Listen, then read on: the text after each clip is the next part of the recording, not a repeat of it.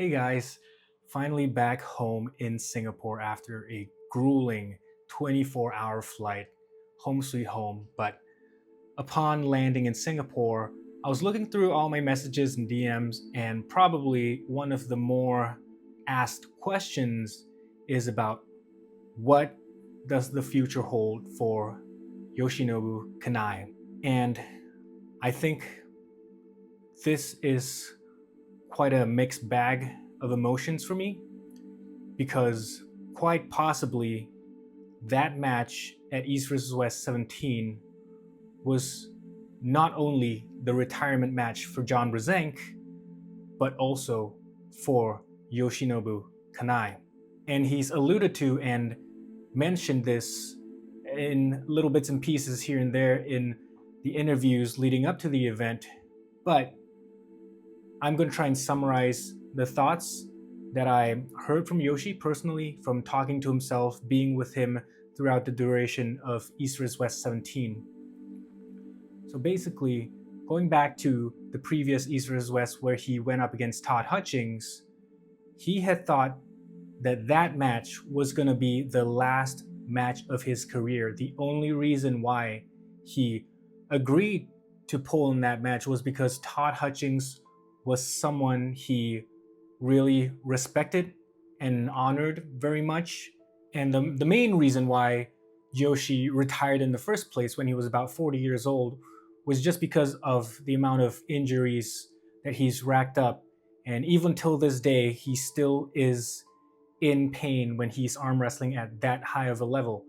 Yoshi still does practice on a weekly basis with his team over in Kobe, but he doesn't even compete locally back in Japan. He's had, multiple reattachments of his bicep, both at the elbow connection and at the shoulder connection. He has nerve damage in his neck, which affects mostly his left hand. And even before the match, before the John match, he was rubbing his pec. I was asking him what's wrong. He said that there was something wrong, some pain inside his pec. But I can't imagine the amount of injuries and mileage that he's put his body through over the course of 30 plus years of arm wrestling. So that is the main reason why he decided to retire in the first place, just for his own health reasons. And yeah, and it was not until he was offered John Brzenk where he sort of broke that promise to himself to stop arm wrestling again, at least on professional level, to stop arm wrestling. But just because it was John Brzenk, he views John as his teacher, he was okay with it. After the match with John, he said that he wasn't sure if he was going to arm wrestle professionally again. It wasn't a hard no, but it wasn't really a yes either.